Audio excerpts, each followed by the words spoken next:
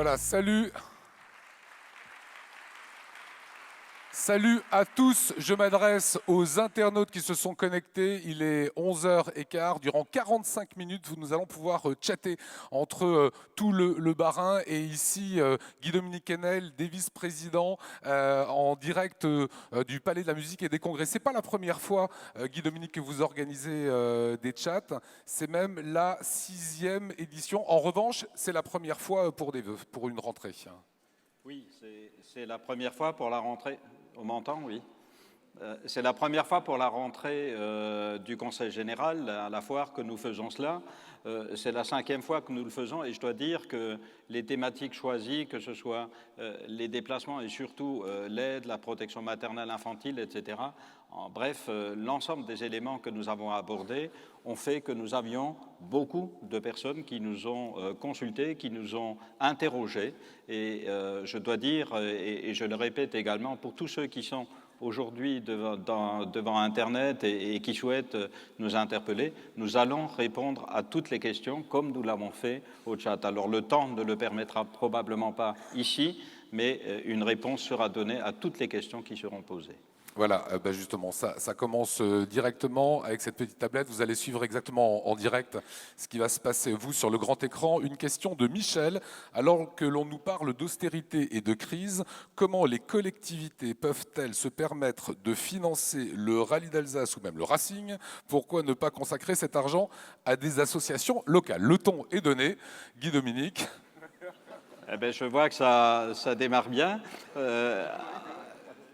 Il est normal, et vous le savez, qu'une région, un territoire ait des clubs phares dans lesquels ils doivent s'identifier. Je pense que le président du conseil régional, Philippe, pourrait être mieux à même encore que moi de répondre.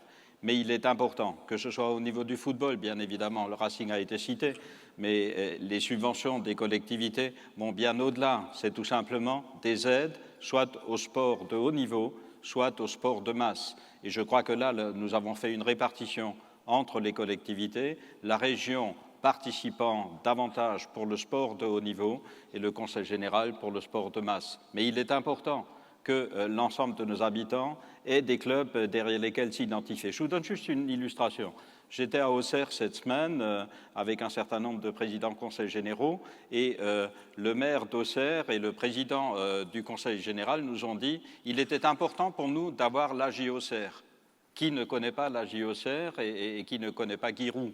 Et je crois qu'il y a eu un identifiant qui a donné un coup de fouet à la ville d'Auxerre. D'ailleurs, ceux qui y vont et qui s'y rendent s'en rendent compte, le avant, après. Donc il est important. Pour le Racing, malheureusement, pour l'instant, on a eu beaucoup de difficultés à s'identifier au Racing, surtout ces dernières années. J'ose espérer qu'avec le coup de pouce qui est donné, là, au moins, le Racing va remonter et faire la fierté des Alsaciens, tout comme les autres clubs, parce que je dois dire que nous avons des clubs phares qui sont extraordinaires, que ce soit au niveau du hand, du basket, etc.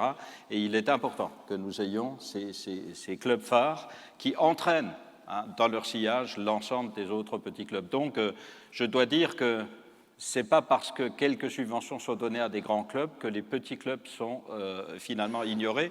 Pour le Conseil général du Bas-Rhin, permettez-moi juste de dire que nous avons cette année aidé les clubs à hauteur de 30 millions d'euros.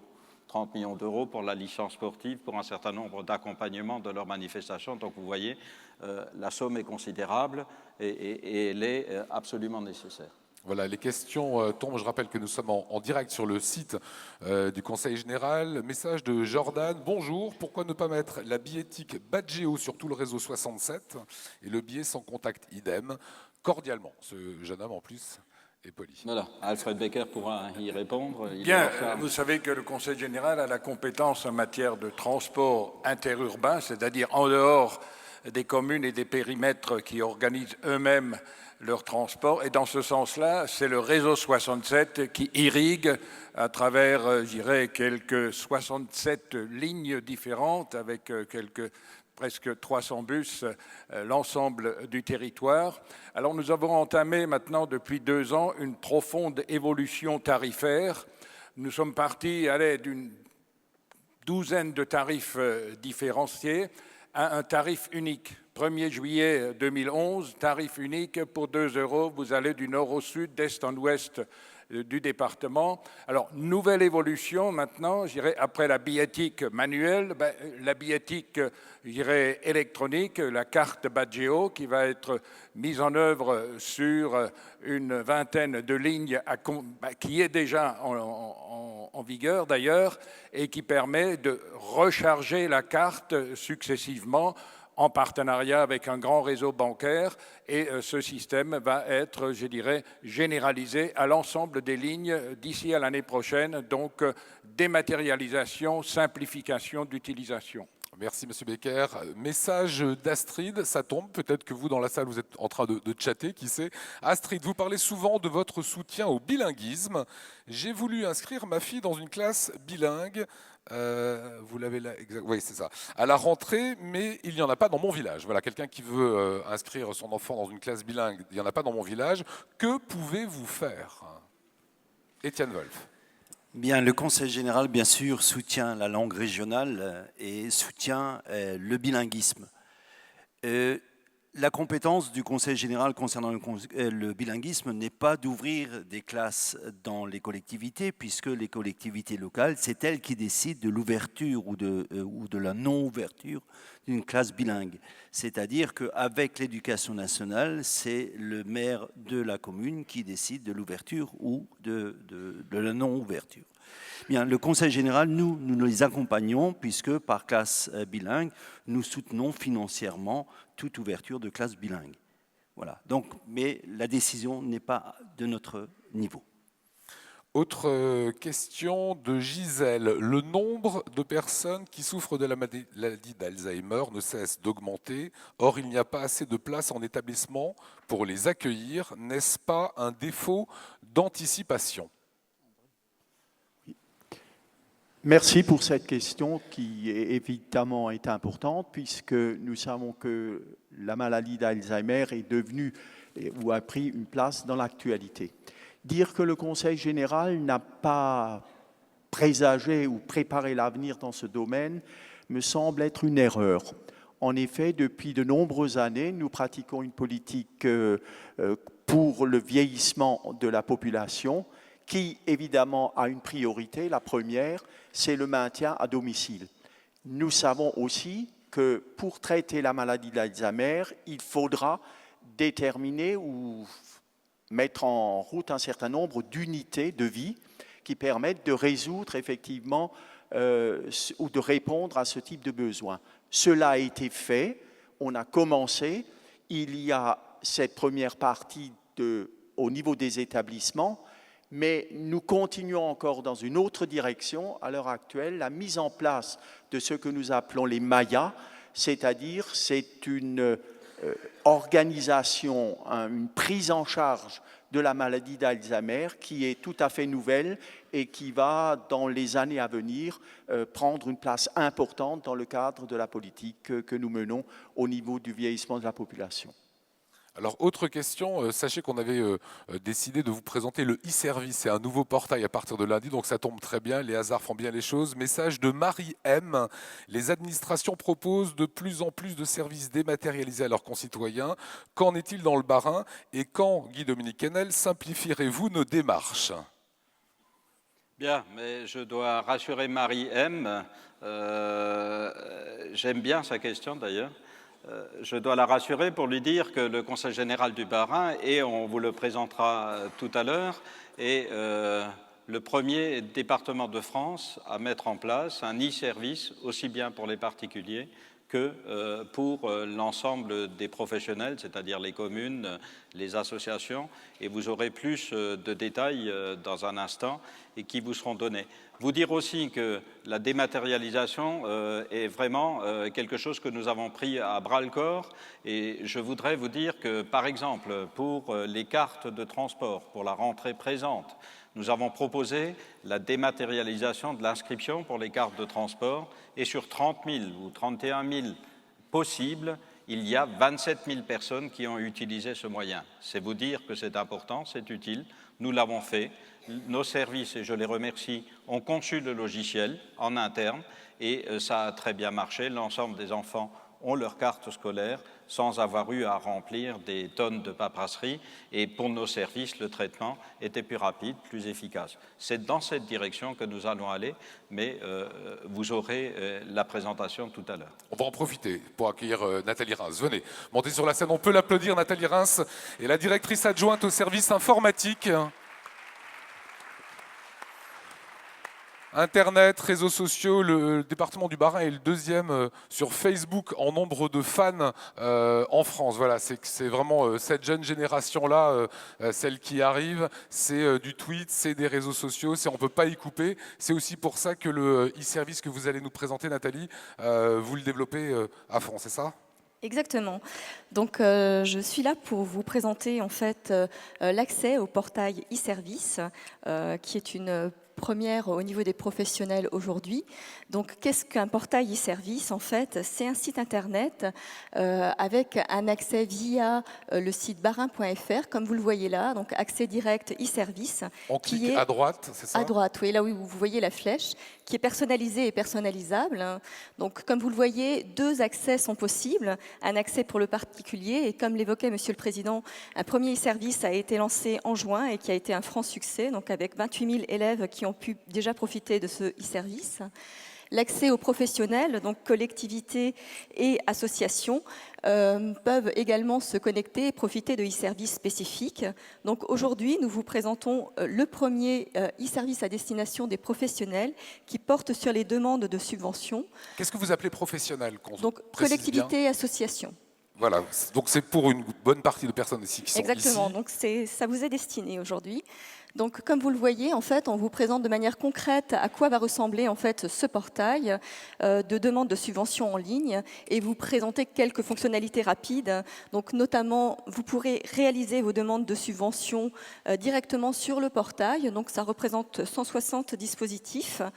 Vous pourrez donc joindre directement vos pièces en ligne. Si la demande n'est pas finalisée tout de suite, vous pouvez la sauvegarder et y revenir, bien évidemment. Et vous pourrez bien sûr accéder en fait, à l'historique de l'ensemble de vos demandes réalisées au Conseil général depuis 2003 et suivre l'avancement en fait, de vos demandes en cours. Donc, vous pourrez, donc, comme indiqué sur le bandeau, accéder à ces différentes fonctionnalités. Et pour illustrer en fait le suivi que vous pourrez faire, on vous a donné un petit exemple. Là, donc, dans l'état qui est présenté, vous voyez qu'il y a une demande de subvention où une pièce est manquante. Le dossier est incomplet et ça nous le dit. Voilà, donc vous le voyez de manière explicite et vous pouvez joindre donc, la pièce directement en ligne sans perdre de temps. Une autre fonctionnalité qui nous a été demandée très justement, c'est la possibilité de renouveler une demande existante sans avoir à renseigner tous les champs qui sont identiques. Et donc, avec cette fonction, vous n'aurez qu'à renseigner les champs qui varient d'une demande sur l'autre. Ça, c'est à partir de lundi, grand lancement. Voilà, la présentation, c'est aujourd'hui et le lancement, c'est dès lundi. Vous pourrez donc accéder à ce portail, comme indiqué précédemment. Voilà, sachant que dès le mois de juin, vous aviez déjà mis en place certaines choses. Hein. Exactement. Donc, comme l'évoquait Monsieur le Président, les demandes de transport, des cartes de transport, ont permis donc déjà de rôder ce portail. Et comme ça a été vraiment un franc succès avec 28 000 élèves, on pense que les professionnels profiteront également de ce portail à la hauteur de ce qu'on a voulu mettre en place. Voilà, développement du e-service encore dans le Bas-Rhin. On peut applaudir Nathalie. Merci beaucoup. Merci beaucoup. Merci à vous. On va revenir au chat, si on peut découvrir peut-être une nouvelle question sur l'écran, comme je n'ai pas ma petite tablette, ou alors je vais en profiter. Voilà, Pascal, numérique, que va devenir le réseau WiMax en perdition? Quelle politique de développement pour des projets d'avenir? C'est signé de Pascal. Que va devenir le réseau WiMax en perdition? Alors, il faut dire que le réseau WiMax était une réponse pour un certain nombre de territoires qui étaient des territoires, ce qu'on appelle en zone blanche, c'est-à-dire qui n'avaient aucun accès possible, puisque vous savez bien que les opérateurs ne s'intéressent qu'aux territoires qui sont financièrement intéressants. Et les autres sont laissés pour compte et la collectivité doit s'en occuper. Et donc, Conseil général, en son temps, parce que les technologies, vous le savez bien, évoluent, et WiMax, il faut le replacer il y a 10 ans. Et donc la réponse qui était apportée par le Conseil général était une réponse qui a servi pendant 10 ans l'ensemble des intéressés qui, sans ça, auraient été en zone blanche. Alors il est vrai qu'avec l'évolution des technologies, il y a maintenant des performances supérieures et que le réseau WiMAX est concurrencé, ou en tous les cas dépassé, par d'autres technologies. Et donc, avec le Conseil général du Haut-Rhin, avec la région, nous avons décidé d'aller plus loin et de faire en sorte que l'aménagement numérique de l'ensemble du territoire alsacien puisse se faire. Mais encore une fois, quand on dit que c'était un investissement inutile ou qu'il est en perdition, je m'inscris en faux parce qu'il a quand même servi, et de nombreuses personnes, de nombreuses entreprises d'ailleurs, à pouvoir fonctionner et avoir un accès, alors qu'autrement, ils n'auraient rien eu, ils auraient été en zone blanche. Bon, aujourd'hui, il y a de nouvelles technologies, encore une fois, il y a de meilleurs services. L'opérateur historique a densifié également sa présence sur le territoire, ce qui n'était pas prévu à l'époque, et donc maintenant, il y a d'autres types d'accès possibles. Il faut savoir que l'investissement a été fait, certes, par le Conseil général. Il y a des pylônes, mais vous savez, des pylônes qui existent peuvent resservir pour d'autres technologies, que ce soit au niveau du numérique ou de la radio. En tous les cas, ce n'est pas un investissement perdu, d'autant plus qu'il a rendu service à beaucoup de monde. Voilà, la parole, vous le voyez, est libre. On est en direct sur le site du Conseil général pour un chat. Il y avait une question tout à l'heure qui était passée sur la tablette autour du Conseil civique. Alors j'en profite pour vous présenter cette quinzaine de jeunes qui ont choisi de faire leur service civique ou alors l'ont fait. Louis, vous l'avez fait ou vous allez le faire? Je vais le faire. Donc c'est tout nouveau. Ça commencera quand? Le 1er octobre. Vous avez quel âge? 18 ans. Pourquoi à 18 ans on choisit de s'engager comme ça dans un service civique? Pour pouvoir peut-être élargir ses horizons professionnels et partir sur des bases qui nous intéressent pour pouvoir les développer par la suite. Vous savez ce qu'on va vous faire pendant une année? Plus ou moins. Ce sera de la prévention. Vous savez que vous avez le président, vous pouvez lui demander si vous voulez des infos. Hein. Non, ce sera de la communication avec les jeunes personnes et Sur de la prévention santé? santé et sur ce que c'est qu'un engagement, tout ça. Voilà. Un an, ça vous fait pas peur? Non. C'est mieux que l'ancien service militaire où on marchait, on faisait des pompes. C'est autre chose. Ouais, on apprendra. Bravo Louis. Ne bougez pas. Alors j'avais vu Camille tout à l'heure. Camille qui me disait, voilà, moi je l'ai fait. Vous allez nous dire d'abord pourquoi vous aviez choisi de faire le service civique. Pour avoir une première expérience professionnelle tout d'abord, et aussi pour me sentir utile aux autres. Et c'est tout apparemment. C'était dans la maison, avec papa, maman, on avait parlé en disant, voilà, j'ai envie de m'engager dans quelque chose. Voilà, j'avais envie de vraiment être utile aux autres et de donner de mon temps aux autres. Un an après, le bilan que vous en tirez? C'est une véritable expérience humaine. Ça m'a beaucoup apporté au niveau professionnel et autant relationnel aussi. Je peux raconter ce que j'ai fait pendant mon service civique? Non. Non. Oui, bien sûr.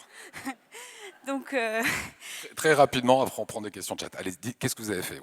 Alors, pendant 9 mois, j'ai donné des cours informatiques aux agents des collèges et j'ai donc expliqué comment marchait l'intranet du Conseil général. J'ai aussi expliqué comment se connecter pour les logiciels professionnels. Et ensuite, dans le collège Erasme, qui est un collège pionnier au niveau numérique, j'ai organisé avec mon collègue qui apparemment, normalement, était là, mais n'est pas là. Excusez-moi, je suis un peu stressée. Vous avez organisé quoi? En fait, on a organisé des cours informatiques pour les parents d'élèves et on leur a expliqué aussi un petit peu comment marchait le logiciel de suivi Scholastance. Alors, on ne va pas être si technique, mais c'est ça l'engagement. Voilà, c'est de donner du temps aux autres, d'apprendre, et ça permet de se construire aussi. Ça rend un peu plus fort pour l'avenir. Oui. Bonne route, Camille. Merci. On peut les applaudir, ces jeunes. Hein.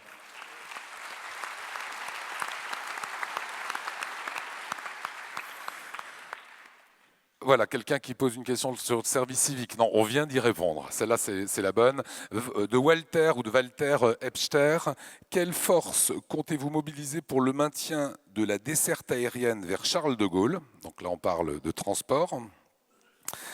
Ou pensez-vous vraiment que la solution du train est la meilleure que l'on puisse proposer aux touristes chargés de bagages afin qu'ils puissent rejoindre la capitale européenne qu'est Strasbourg. Donc en gros, quelle force comptez-vous mobiliser pour le maintien de la desserte à l'aéroport à Strasbourg? Alors, c'est les questions qui sont prises, c'est le chat, c'est en direct. C'est des questions en direct, oui, donc on va y répondre, d'autant plus que dans mon intervention tout à l'heure, je me permettrai d'y revenir et d'en reparler un peu plus largement.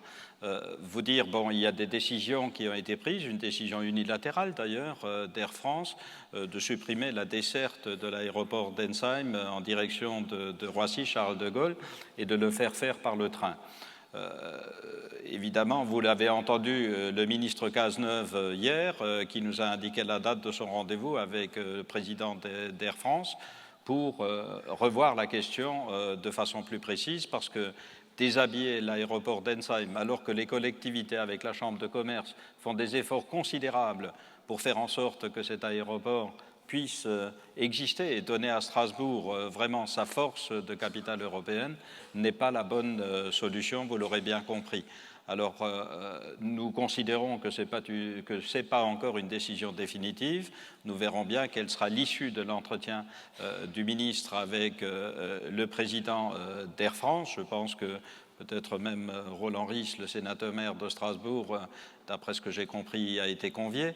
Et donc, nous aurons l'occasion d'apprécier, à l'issue de cette réunion, ce que Air France souhaite réellement et s'ils maintiennent cette décision, en tous les cas, qui est très largement préjudiciable à l'aéroport d'Ensheim et à la capitale européenne. Voilà pour la réponse donnée en live sur le net. Et un internaute vous interpelle, Guy-Dominique Kennel, il s'appelle Johan, c'est du direct.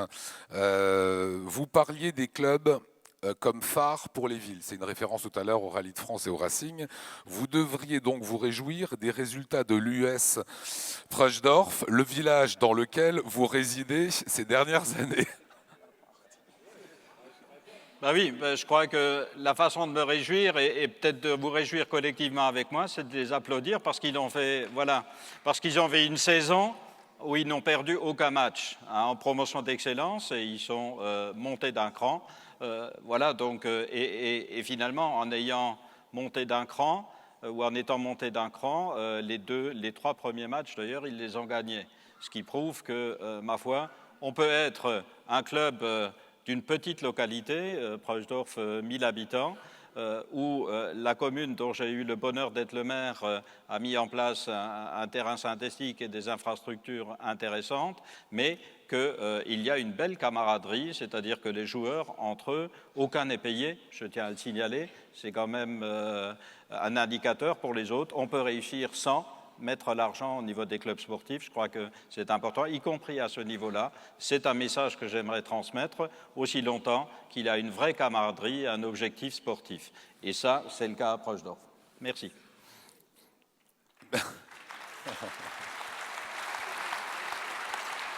Il vous reste 20 minutes. Nous sommes encore jusqu'à midi en direct sur le site du Bas-Rhin. Message de Céline. Bonjour Monsieur le Président, j'ai 27 ans, j'ai 3 enfants à charge. J'ai arrêté mes études au lycée en première année de BEP secrétariat. Après quelques années de travail en nettoyage, pourriez-vous me trouver un travail? On est là sur l'emploi et on est là sur des demandes bien précises. Oui, eh ben, le Conseil général permet, par l'intermédiaire de sa politique, de développer des emplois et surtout dans le domaine donc, de l'enfance. Je pense en particulier aux assistants maternels, je pense aussi aux assistantes familiales et à l'heure actuelle, nous en avons besoin et nous appelons des vocations dans ce domaine parce que pour résoudre et répondre aux besoins que nous avons aujourd'hui, c'est le seul moyen de trouver la réponse concrète, valable pour l'ensemble de notre population. Cette dame, elle a 3 enfants, elle s'est bien préparée, je pense, dans sa mission et dans son métier. Par conséquent, elle est apte, après avoir donc postulé et demandé l'agrément au niveau du Conseil général, de pouvoir exercer sûrement ce qu'elle appellera ce beau métier. Voilà, il y a également une question qui tombe. Hein. L'emploi est aujourd'hui la principale préoccupation des Français. Que faites-vous en ce domaine? Et c'est Jean-François Muller qui entend sa question comme ça sur cette scène. C'est une vraie préoccupation. Voilà, c'est la première préoccupation des Français. Oui, je voudrais vous dire que l'emploi est une préoccupation qui concerne tout le monde. Et il y a le pôle emploi qui est là pour accompagner ceux qui sont demandeurs d'emploi. Ce n'est pas la vocation du Conseil général. Je crois que chacun son métier. Ceci étant, le Conseil général, d'abord, est employeur lui-même et nous ne voulons pas développer de façon inconsidérée les emplois publics qui sont financés par les impôts de tout le monde. Par contre, ce que disait André, c'est important, les assistantes maternelles sont, elles, agrémentées par le Conseil ou agréées par le Conseil général, mais ensuite, elles ont une couverture sociale et gagnent leur vie en gardant des enfants. Et bon nombre de collègues maires, ici dans la salle et ailleurs sur le territoire, sont en souffrance parce qu'ils ont des jeunes couples où les deux travaillent et qui cherchent des assistantes maternelles pour garder les enfants et nous n'en avons pas assez. Donc c'est vrai que là, nous pouvons accompagner parce que c'est important. Alors, ce que nous faisons, c'est un investissement global sur l'économie, puisque le Conseil général est présent aussi bien sur le foncier d'entreprise que sur l'immobilier d'entreprise. Sur le foncier, pour mettre à disposition un certain nombre de terrains dans le cadre des zones d'activité avec les communes ou les intercommunalités, et ensuite au travers de l'immobilier d'entreprise, au travers d'Alzabaï, où nous injectons beaucoup de moyens pour faire en sorte que l'entreprise qui veut s'installer, qui veut se développer, puisse le faire.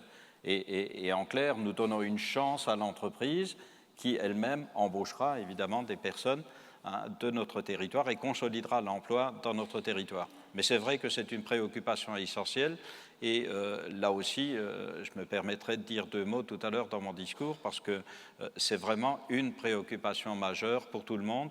Nous prenons ce projet et ce problème à bras-le-corps. Nous ne sommes pas seuls à pouvoir apporter une réponse, vous vous en doutez bien, ce serait trop beau. Nous sommes collectivement responsables de cela, que ce soit les collectivités de l'État, mais aussi l'ensemble des chefs d'entreprise qui sont ici et que je salue avec beaucoup de bonheur et de respect. Les questions tombent, les sujets de société, les préoccupations des Alsaciens et les polémiques. Sébastien Goetz, comment réclamer justice alors qu'un projet de circulation, le GCO, dont dépendent les Barinois, a été sommairement jeté à la corbeille à papier sans aucune proposition alternative? Voilà, il regrette qu'il n'y ait pas de proposition alternative au GCO, messieurs. Oui, alors je laisserai le soin à Alfred de compléter mes propos pour dire le premier élément. Si nous voulons avoir un territoire qui se développe, un territoire qui soit ouvert, comme j'ai entendu le terme souvent hier, pas uniquement ouvert sur l'Allemagne, mais aussi ouvert sur l'ensemble du territoire français, nord-sud, et y compris sur notre région, il faut bien que nous ayons toutes les dessertes. Et c'est vrai que le grand contournement, qui en fait n'est pas un contournement, qui est tout simplement la poursuite de l'axe autoroutier nord-sud. Vous pouvez aller de Marseille à Hambourg, finalement, une des rares villes où vous stockez, c'est sur Strasbourg, et c'est inadmissible. Et il est vrai que pour nous, il était important que ce grand contournement puisse se faire. Alors, il y a eu des tas de débats. Vous savez que ça a mis des années à pouvoir se construire. Il y a eu des tas de recours qui tous ont été purgés. On était à la veille de la réalisation qui, finalement, était profitable. Et pourquoi? Tout simplement parce que ce n'était pas la réponse unique, le GCO. Mais le fait de faire le GCO, ça permettait ensuite d'apporter d'autres réponses. Parce qu'il n'y a pas qu'une réponse unique. Le tout-route n'est pas la réponse unique, mais elle est indispensable pour ensuite dégager notamment ce qui était prévu, un couloir sur la 35, et pour y mettre, par exemple, un transport en commun. Aujourd'hui, ce n'est pas possible. Et finalement, j'ai beaucoup de mal à accepter d'abord la façon dont ça s'est passé, la façon dont le GCO a été tout simplement évacué, puisque les collectivités locales, régions et départements étaient partenaires. Vous le savez bien, ça a fait l'objet de débats nombreux également, si nous devions participer ou pas. Et je pense que pour la réussite de notre région, il était important que nous y soyons. mais tout ça a été décidé, annulé, sans même nous associer, sans nous informer de quelque manière que ce soit. Je trouve que sur la méthode, c'est assez scandaleux. Par ailleurs, sur le fond...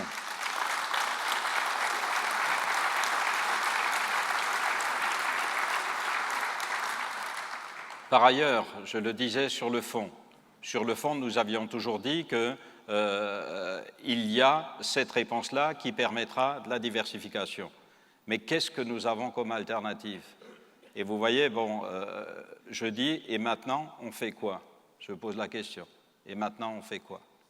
On reste avec les bouchons du matin au soir. Je viens à Strasbourg depuis 1986. Et chaque année, et tous les jours, tous les matins, je repars tous les soirs, depuis 1986, tous les jours. Et je peux vous dire que d'année en année, je stocke plus haut. Et c'est absolument inacceptable.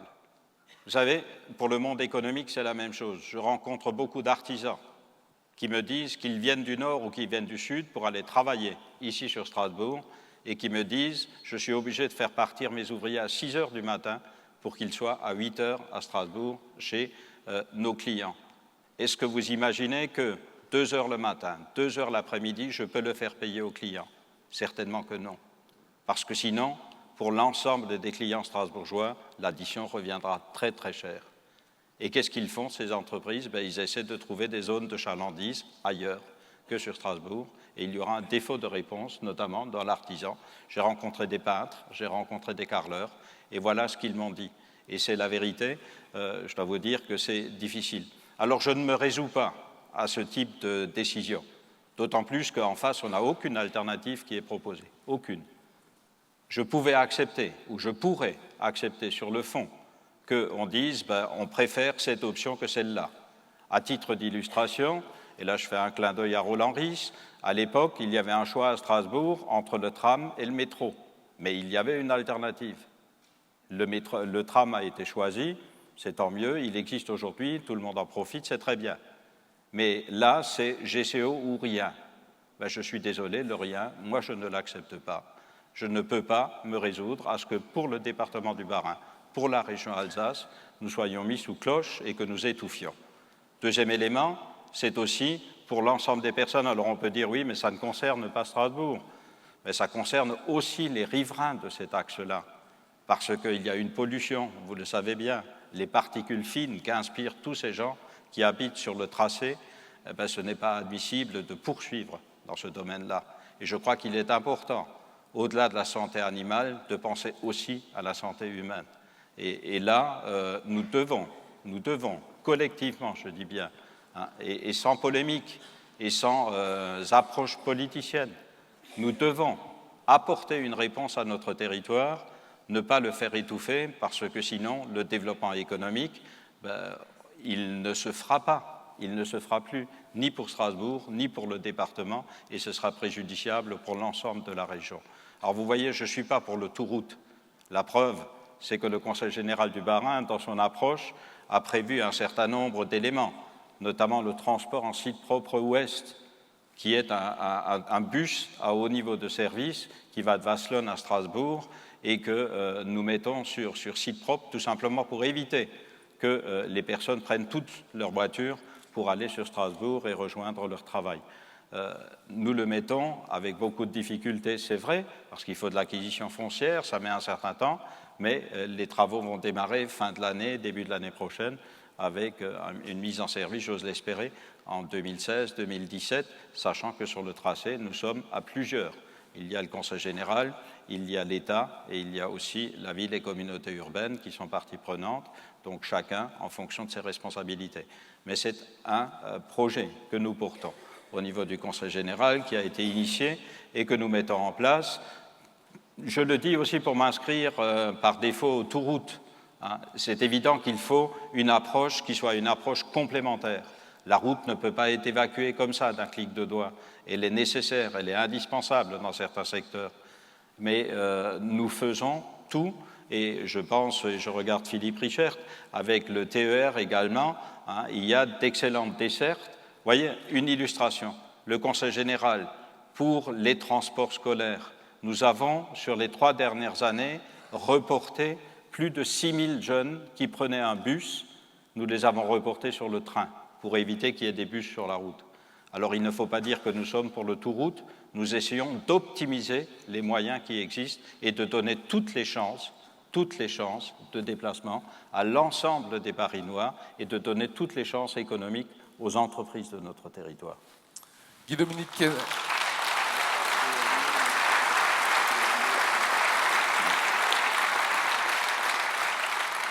Voilà, la parole est libre en cette journée de rentrée du Conseil général du Bas-Rhin. Nouvelle question, il nous reste exactement 8 à 9 minutes, 8 minutes. Donc nous pourrons prendre encore 4 à 5 questions au maxi. C'est Joël, habitant Erstein. J'ai appris que vous renonciez à construire le nouveau collège pourtant promis. Je tenais à vous dire que je ne comprends pas votre décision qui va pénaliser nos enfants. Oui, là aussi c'est un choix. Vous savez qu'en période de difficultés économiques, et le Conseil général est impacté comme tout le monde. Nous avons des dépenses sociales qui explosent, chacun le sait. Elles représentent 59% de notre budget aujourd'hui, alors que quand j'ai été élu conseiller général au départ, nous étions à 33% de notre budget.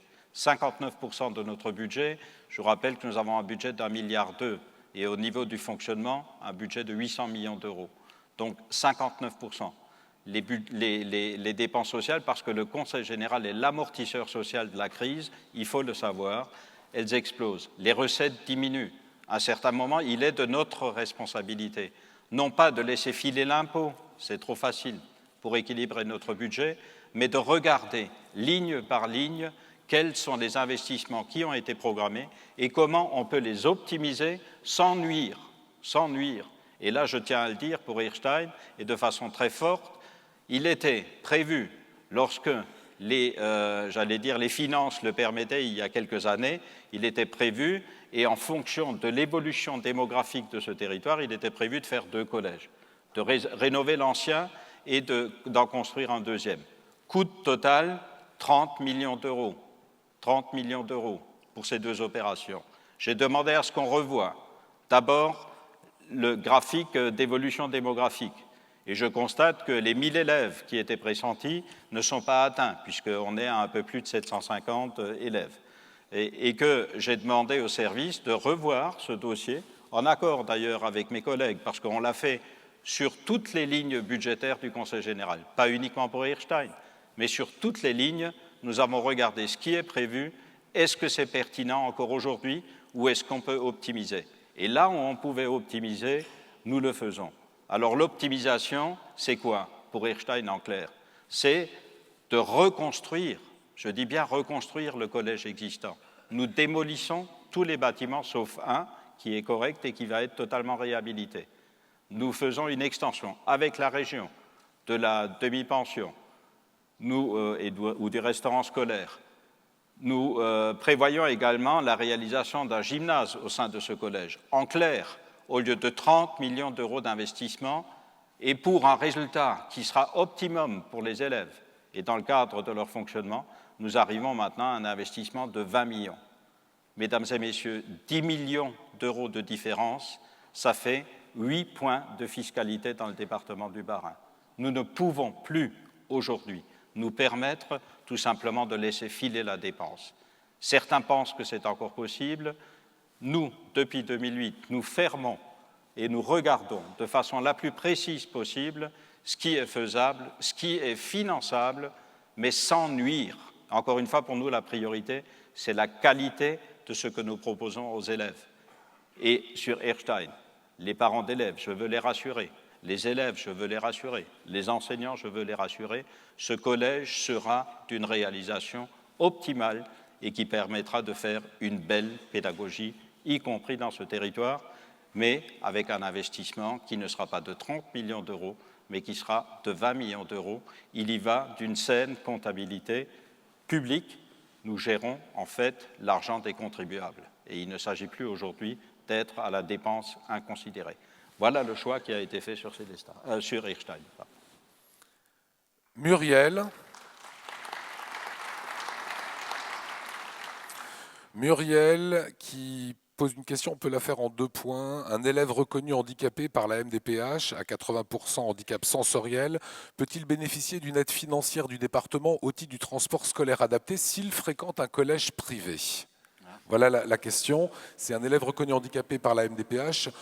Peut-il avoir une aide du département pour le transport scolaire s'il fréquente un collège privé? C'est une des questions de Muriel qui vient de tomber. Écoutez, nous ne faisons pas de distinction dans la mesure où, je dirais, la carte scolaire est respectée et où, je dirais, l'enseignement qui est dispensé, je dirais, selon le choix de l'établissement, je dirais, se situe, je dirais, à l'intérieur du département, voire au-delà. Et donc, effectivement, le Conseil général intervient et assure le transport scolaire pour un élève qui est reconnu handicapé par la MDPH. Voilà pour faire court, parce que je crois que le temps manque pour faire un plus grand développement. D'accord, mais vous avez répondu même à la deuxième partie de la question. Donc on va prendre la question de Kevin. Est-ce que l'année prochaine, la ligne 307 Rhino-Agno sera équipée de la billetterie Badgeo? Voilà, on revient sur des problématiques de transport.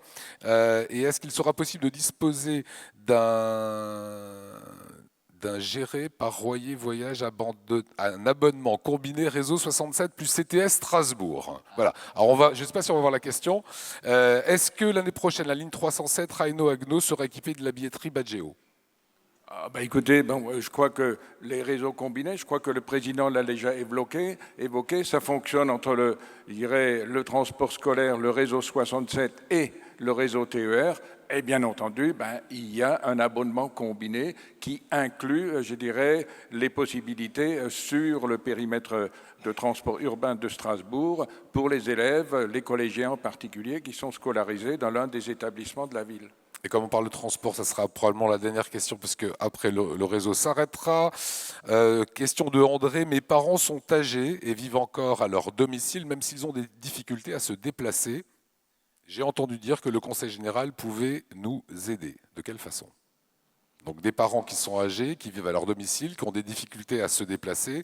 J'ai entendu dire que le Conseil général pouvait nous aider. Donc est-ce de façon financière? Est-ce pour les déplacements? Qu'est-ce qu'on peut dire pour cette dépendance qui reste à la maison? Comment est-ce qu'on les accompagne? Comment est-ce qu'on peut les aider? Je crois que le Conseil général s'était organisé pour, dans l'ensemble du département, créer des lieux qui étaient des lieux d'information et d'accueil. Par conséquent, toute personne âgée peut venir à ce lieu d'accueil, exposer ses problèmes pour voir quelles sont les réponses que l'on peut apporter. Aujourd'hui, ce réseau fonctionne de façon tout à fait efficace au niveau de l'ensemble du département. Donc, moi, j'invite la personne à venir ou à essayer de contacter le réseau pour permettre de voir comment on peut résoudre ces problèmes. Il y a différentes manières de répondre à la question. Pour le déplacement, il y a des questions de réponse locale même qui sont mises en place et qui donnent une réponse satisfaisante à la question de la personne. Voilà, c'était 45 minutes de questions sans concession. Les réponses ont été données aujourd'hui en cette rentrée du Conseil général du Bas-Rhin. On peut applaudir nos vice-présidents Guy-Dominique Kennel et nos petits jeunes. Merci beaucoup.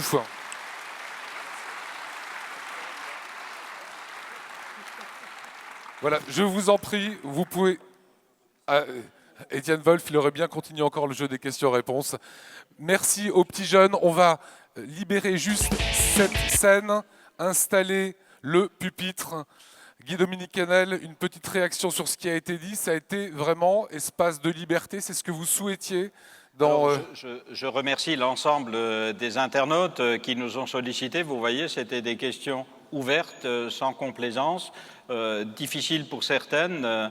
Et je remercie toutes les personnes. Encore une fois, je précise que toutes les réponses seront apportées aux autres questions auxquelles on n'a pas pu répondre parce qu'il y en avait certainement plus ou plus de personnes qui avaient envie que leurs questions soient prises.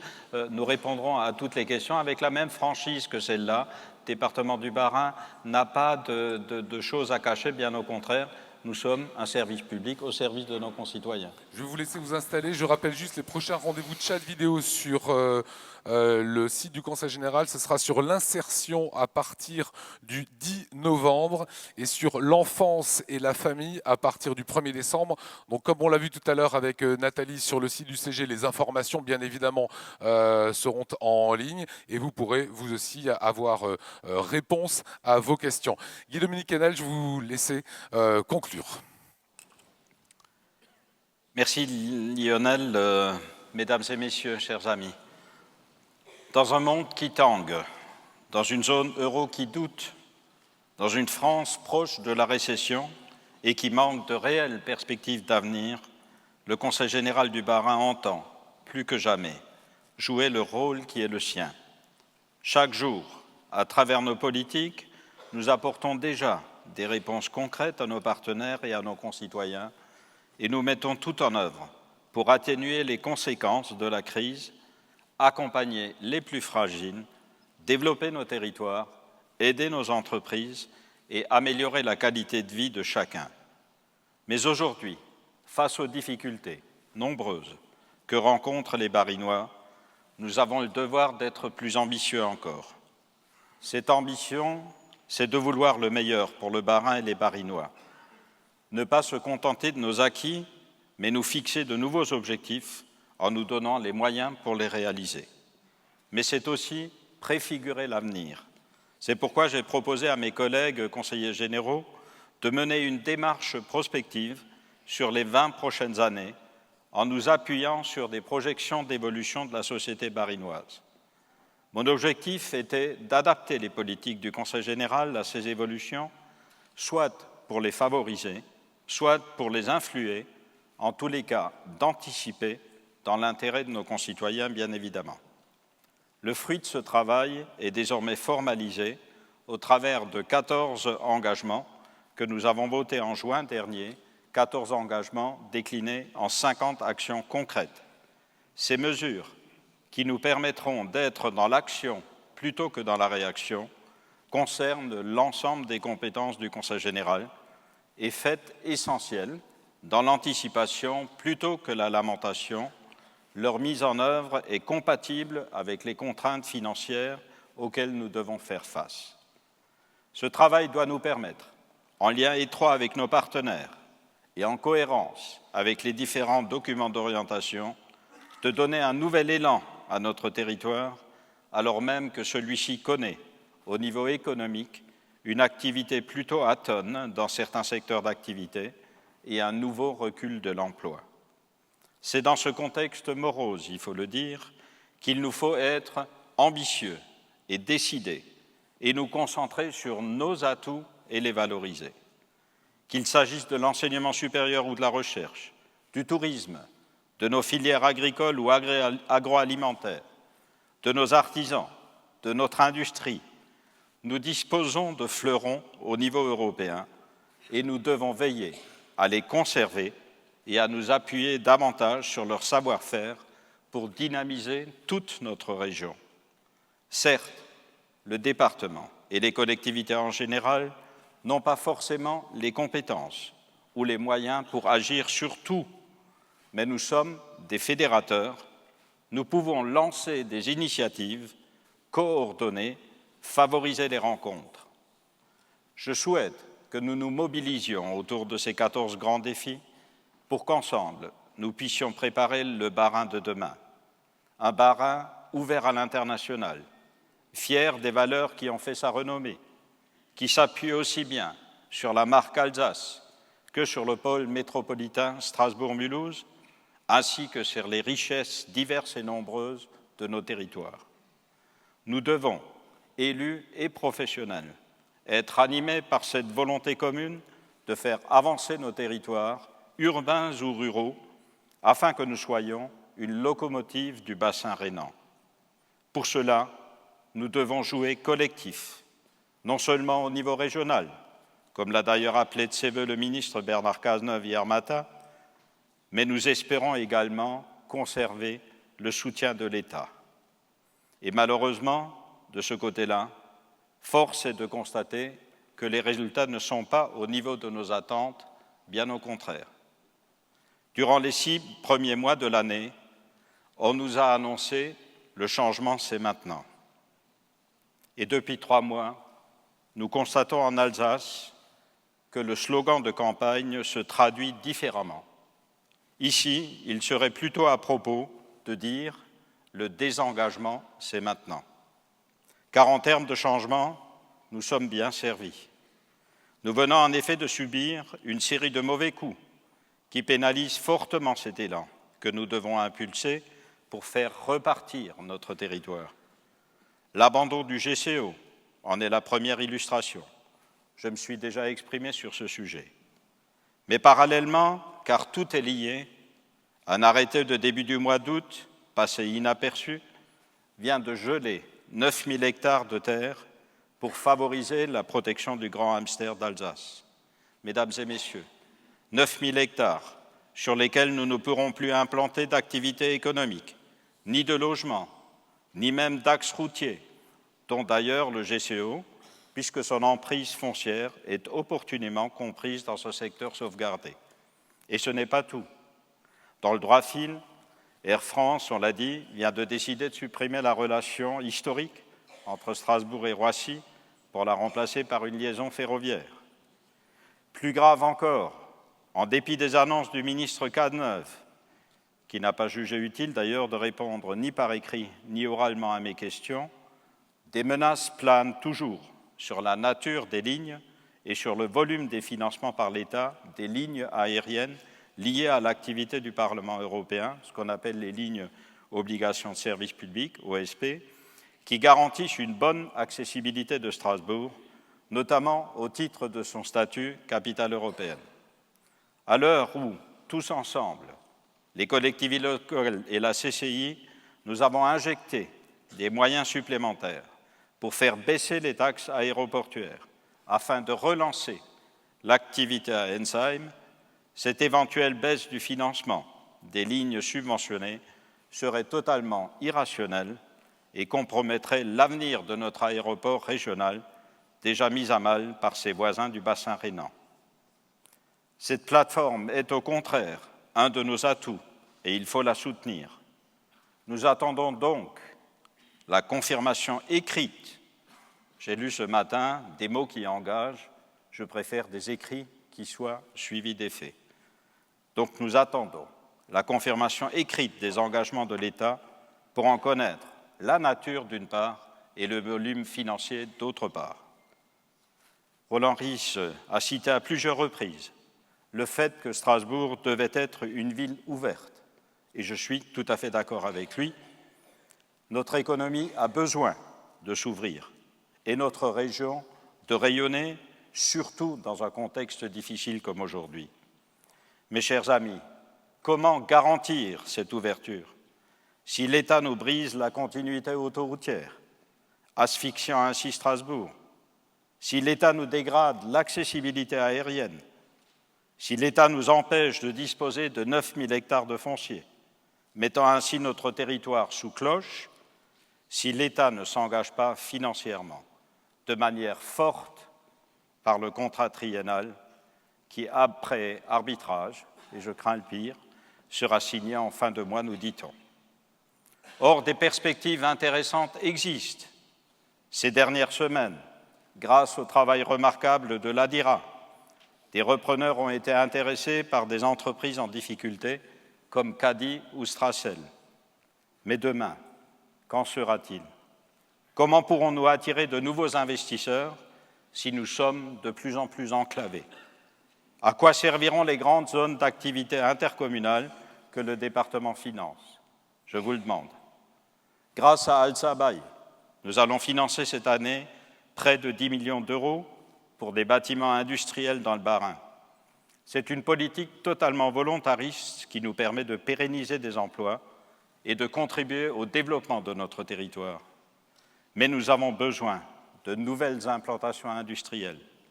Nous avons besoin de sang neuf pour doper notre économie. Il y a 5 jours, dans le cadre de notre commission permanente mensuelle, nous avons décidé de consacrer encore 23 millions d'euros pour diverses actions dans le domaine économique, de manière totalement volontariste, je le disais. C'est un signe fort et nous continuerons dans cette voie, à la mesure, bien évidemment, de nos moyens.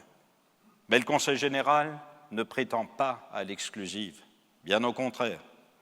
Le Bas-Rhin a besoin d'une capitale européenne forte, tout comme Strasbourg doit pouvoir s'appuyer sur un arrière-pays et sur un territoire équilibré. Or, mettre le tout sous cloche ne sert ni l'un ni l'autre. Le département est le garant d'un développement équilibré de tous les territoires. Oui, à Strasbourg, capitale de l'Alsace. Mais alors, osons demander ensemble à l'État de promouvoir concrètement et fortement financièrement ce territoire au cœur de l'Europe. C'est une ambition identique qui doit tous nous animer, faute de quoi le combat sera perdu avant même d'avoir eu lieu. Aller de l'avant, innover, nous n'avons même plus le choix.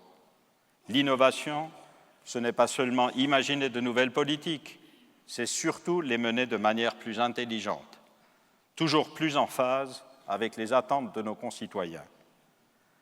La présentation du portail citoyen qui vous a été faite il y a quelques minutes en est une belle illustration, toute simple mais bien complète. Nous utilisons simplement les nouveaux outils technologiques existants afin de permettre à nos partenaires et à nos usagers de gagner du temps, de s'exonérer des procédures lourdes et à nos agents au Conseil général d'être plus disponibles, d'être plus efficaces encore. Au final, de rendre un service mieux adapté à la demande de chacun. Toujours dans le champ technologique, le projet TIC Santé, l'innovation pour l'autonomie, est aujourd'hui expérimenté dans quelques secteurs du Bas-Rhin à travers plusieurs dispositifs qui permettent à des personnes âgées ou handicapées de rompre avec l'isolement en ayant accès à des services extérieurs ou à leurs proches via des outils informatiques. Ce qui était encore inconcevable il y a 10 ans permet aujourd'hui à des Barinois d'envisager de rester à domicile en toute sécurité en évitant le placement en établissement. Parallèlement, c'est un véritable marché qui s'ouvre pour des PME alsaciennes qui peuvent s'inscrire dans un créneau porteur d'avenir. Mais pour tous ces projets, et pour qu'ils soient réellement efficaces, et pour que d'une manière globale, nos entreprises restent compétitives, il est absolument indispensable de couvrir le territoire avec le très haut débit. Oui, bien sûr, cela a un coût. Oui, les opérateurs privés se bousculent pour équiper les agglomérations là où la rentabilité est assurée, et non, ils ne s'intéresseront pas aux autres territoires.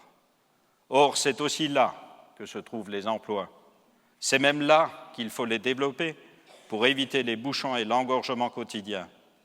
Il est donc de la responsabilité des collectivités, et notamment de la nôtre, de tout faire pour qu'il n'y ait pas cette rupture d'équité entre les territoires. C'est ce que nous avons lancé cette année, malheureusement sans le soutien, je dois le dire, de notre opposition au sein du Conseil général, et je le regrette, car cela sera certainement notre plus grand chantier pour les prochaines décennies. Aujourd'hui, sur ce dossier du très haut débit, l'Alsace est dans les temps, mais nous sommes en compétition avec d'autres régions françaises, d'abord pour obtenir des aides de l'État dans le cadre du grand emprunt.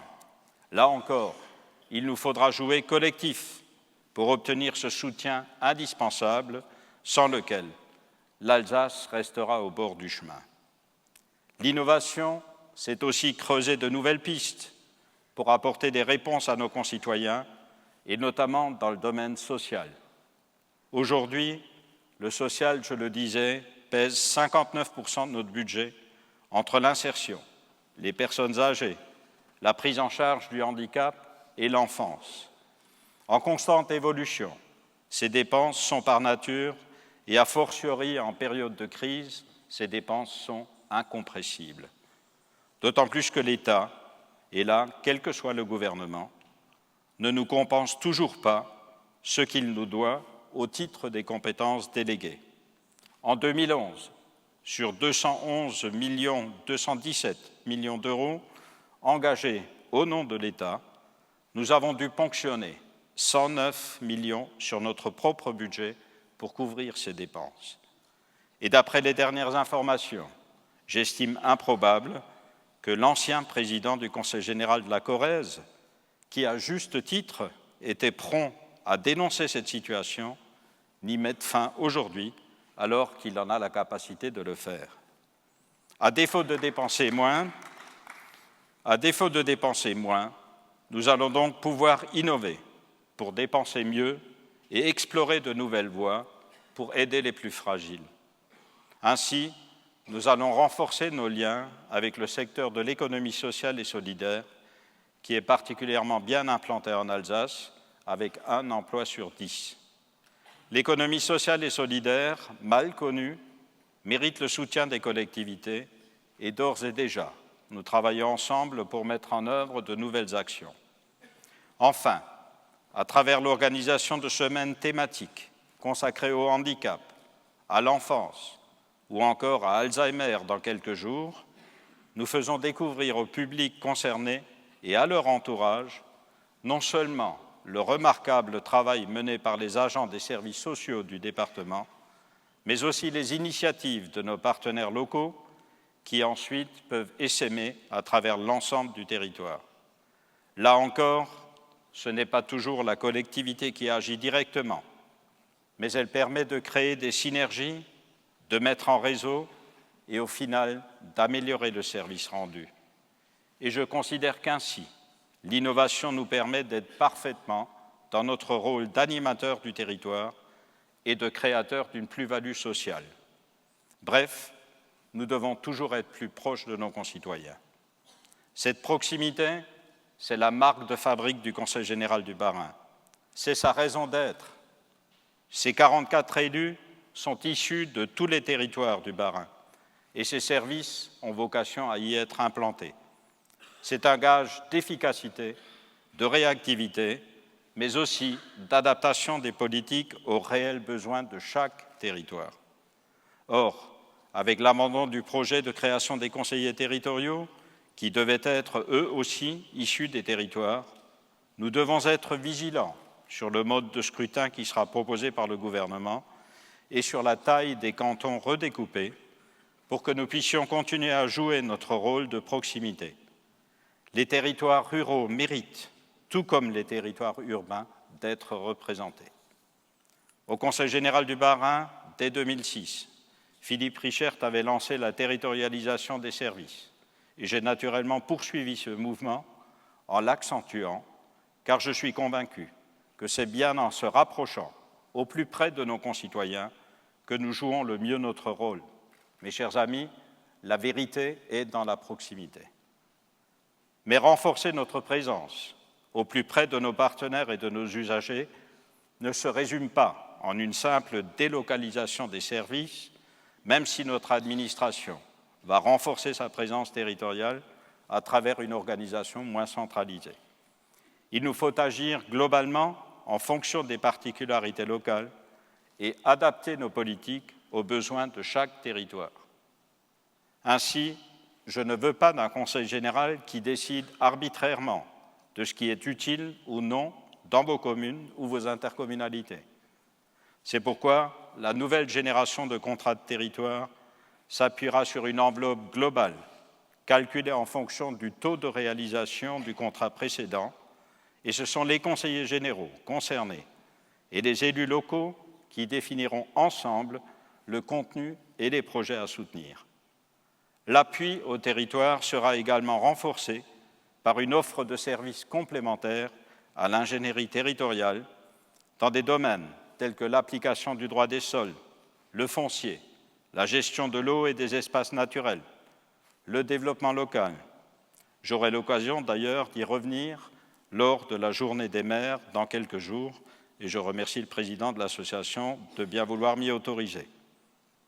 Enfin, je souhaite encore renforcer le dialogue entre le Conseil général, animateur du territoire, et les acteurs locaux, non seulement avec les élus, mais nous le faisons comme nous le faisons régulièrement lors des conférences territoriales, mais aussi et surtout avec les acteurs économiques de chaque territoire.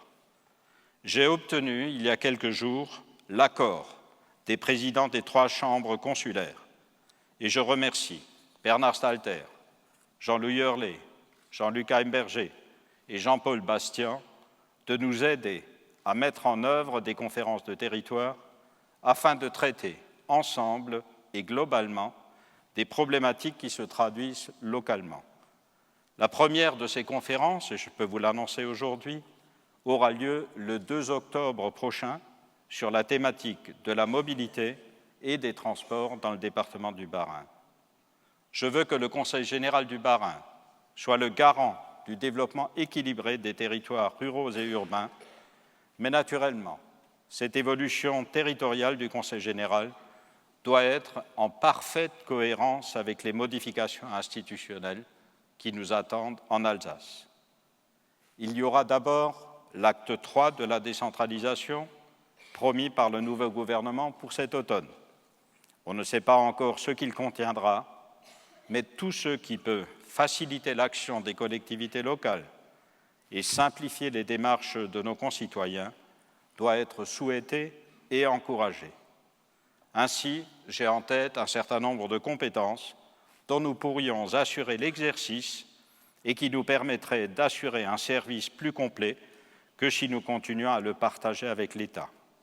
En matière d'habitat, par exemple, d'accompagnement social, de relations transfrontalières ou de pratique de la langue. Mais je veux que cette proximité avec le rural soit aussi de mise avec l'urbain où nous jouons un rôle déjà important. Un de mes collègues présidents de conseil général me disait cette semaine que les départements en ville sont des partenaires dormants payants. C'est-à-dire que nous participons financièrement à l'essentiel de la vie urbaine sans que cela ne se sache. Qui sait que nous sommes un des principaux financeurs du contrat triennal, que notre participation est équivalente à celle de la région dans le contrat de plan État-région, que nous contribuons à hauteur de 180 millions d'euros au projet de l'agglomération dans le cadre du contrat de territoire de l'agglomération de Strasbourg, que nous finançons des projets universitaires à parité avec la région et la CUS, ou encore que nous finançons l'essentiel de la politique sociale menée par la ville de Strasbourg, dans le cadre de la délégation. Demain, je veux que nous jouions un rôle d'interface entre les projets de l'agglomération et ceux des autres territoires afin d'assurer la cohérence de l'ensemble. Et bien entendu, cette relation privilégiée avec les territoires doit être à la base du futur Conseil d'Alsace, qui doit être à la fois une collectivité stratège pour élaborer des schémas d'organisation et d'orientation régionaux, mais aussi une collectivité de proximité pour une mise en œuvre au plus proche de nos concitoyens. Ce Conseil d'Alsace, dont nous avons tant parlé, est aujourd'hui en voie de concrétisation. Bien sûr, il nous reste encore beaucoup de travail et les élus du groupe projet, chargés de définir le cadre de la future collectivité, s'y emploient, même si les échéances électorales et la période estivale ne nous ont pas permis d'aller aussi vite que nous l'aurions voulu. En toute simplicité, je souhaite dire à Roland Ries qu'on ne peut pas comparer l'incomparable comme il l'a fait récemment. En clair, la réalisation d'une fusion de 3 collectivités en une seule et le conventionnement entre 2 métropoles, Mulhouse et Strasbourg, qui resteront évidemment 2 entités distinctes. Nous partons de 3 collectivités, 3 présidents, 3 administrations, 3 budgets, 3 modes de fonctionnement, pour arriver demain à une seule collectivité. Vous imaginez le travail qui est à faire, mais vous imaginez aussi la chance historique que nous avons aujourd'hui. Un conventionnement entre 2 communes, évidemment, va beaucoup plus vite et on peut signer cette convention très rapidement. Le Conseil d'Alsace est un choix historique qui demande du temps, qui demande de la réflexion, qui demande de la précision. l'Alsace.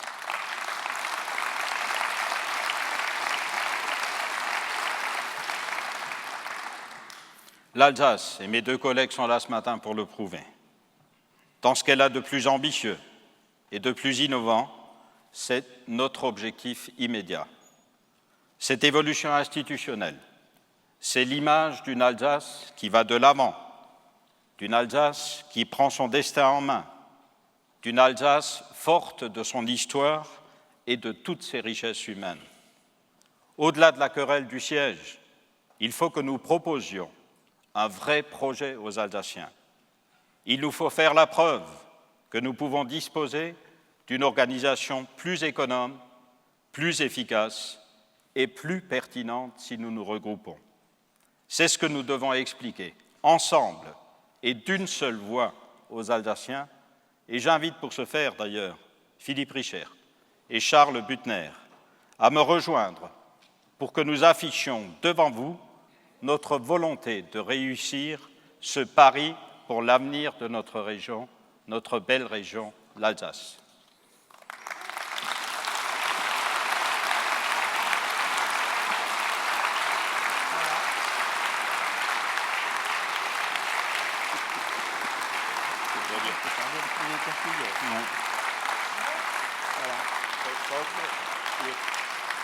On leur fait le fameux geste, on le met dessus. Voilà, Charles Büttner, qui entoure Guy-Dominique Kennel et Philippe Richert. Un petit mot, Charles Büttner, je vous ai sur cette scène, je ne vais pas m'en priver. Est-ce que vous avez entendu le président Kennel? Est-ce que tout le monde travaille main dans la main aujourd'hui pour ce Conseil unique d'Alsace? Bien, est-ce que vous voulez un scoop? Alors, moi je dirais très simplement, parce qu'il ne s'agit pas de faire un discours, et encore moins trop ponctuer la magnifique célébration du rôle du Conseil général du Bas-Rhin dans son territoire. C'était vraiment remarquable, Guido, et je t'en félicite. Moi, je voudrais vous dire d'abord que, ici aussi, je me sens chez moi. Comme je me sens chez moi dans le Bas-Rhin, dans l'Alsace, et évidemment dans le Haut-Rhin. Je voudrais vous dire une deuxième chose, c'est que, en fin de compte, ce n'est pas les structures qui font les évolutions et les mentalités. Mais c'est parce que nous arrivons à progresser ensemble, à faire évoluer ce que les gens, la population pense, que nous ferons évoluer nos structures. Et c'est ça l'enjeu. Et je pense que nous sommes en train de le réussir. C'est de mener tout le monde vers un nouvel État parce que chacun pense qu'il sera meilleur et le veut. Je suis heureux aussi que ce débat très large dans notre territoire ait fait qu'on prenne tous conscience de toutes les richesses, de tous les territoires qui composent l'Alsace. Et c'est parce que nous le savons de mieux en mieux que nous arriverons à nous renforcer tous, mais ensemble. C'est ça la leçon de notre stratégie. Et c'est vrai, Guido, ça ne se fait pas comme ça d'un revers de main. Il faut vraiment qu'il y ait des volontés fortes, mais des volontés qui se propagent, qui se diffusent pour devenir une volonté globale et commune. Je crois que c'est ce pari que nous sommes en train de réussir. Alors évidemment, et je n'en dirai absolument pas plus, parce qu'il faut aussi que nous arrivions à continuer de coproduire ce qui peut paraître des enjeux contradictoires. La question du siège, on va la résoudre, je n'en doute pas un instant. Mais je dirais, pour conclure, que nous sommes riches de tout ce que nous avons. Et tout ce que nous avons doit être considéré, respecté, pour que, ensemble, cela devienne encore plus beau, encore plus fort, encore plus au service des Alsaciennes et des Alsaciens.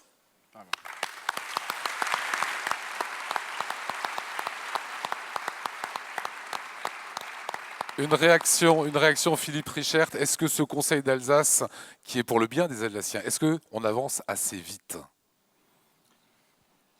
Je voudrais moi aussi d'abord dire à Guido une belle matinée, notamment en termes de présentation des activités, des actions du Conseil général et une modernité dans la façon d'amener les Alsaciens et les Barinois à partager le débat ce matin. C'était vraiment impressionnant. Ensuite, sur le Conseil d'Alsace. Regardons le chemin parcouru en 2 ans. Ils n'étaient pas nombreux ceux qui pensaient qu'on arriverait à faire ce chemin. Vous nous avez entendus ce matin, les uns et les autres. Nous travaillons ensemble. Et ce qui compte, c'est de regarder qu'on aille dans le bon sens, la bonne direction ensemble. Pas de recul par rapport aux avancées que nous faisons. Et c'est vrai que nous sommes aujourd'hui pratiquement à la veille d'un grand moment qui sera la consultation des Alsaciens. Ils auront l'occasion de s'exprimer. Et ce qui, pour moi, serait gênant, c'est que pour des raisons politiciennes, on essaye de trouver des arguments qui permettront de trouver une petite faille, un coin à enfoncer pour essayer d'empêcher qu'on ne puisse vraiment continuer de progresser. Parce que je crois que c'est un sujet qui concerne tous les Alsaciens. Et les déclarations politiciennes sur ce sujet, réductrices par rapport à l'enjeu devant lequel nous trouvons, je crois aujourd'hui, doivent être mises de côté. Il est important que l'Alsace sache qu'elle a, avec la garantie que l'État, le gouvernement, accepte ce débat. L'Alsace a son destin entre ses mains. Il s'agit pour l'Alsace et les Alsaciens de savoir si nous voulons franchir ce pas, pour faire en sorte que nous ayons cette capacité à la fois stratégique d'organisation et en même temps cette capacité de s'organiser encore plus en termes de proximité. C'est à nous de regarder. Récemment, un journaliste avait écrit, ils sont en train de préparer leur constituante. Eh bien, c'est un peu ce travail que nous faisons. Et je crois ce matin, nous avons vu tous les trois ensemble, avec vous toutes et tous, cette capacité, au-delà des mots, de s'inscrire dans cette stratégie de progrès pour l'Alsace. Il ne s'agit pas d'une Alsace qui veut aller vers l'autonomie.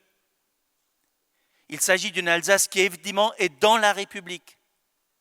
Mais elle est aussi dans le Rhénan.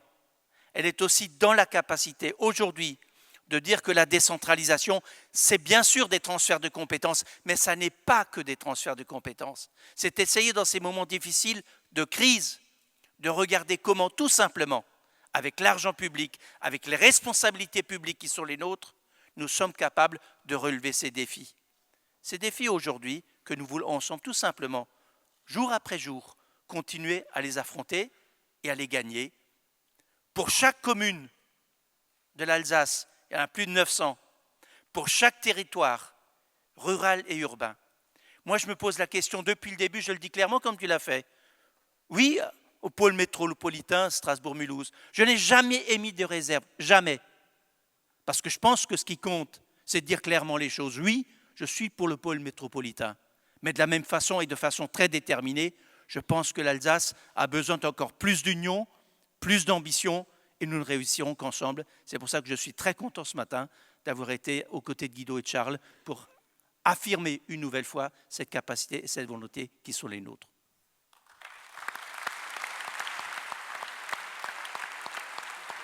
Merci.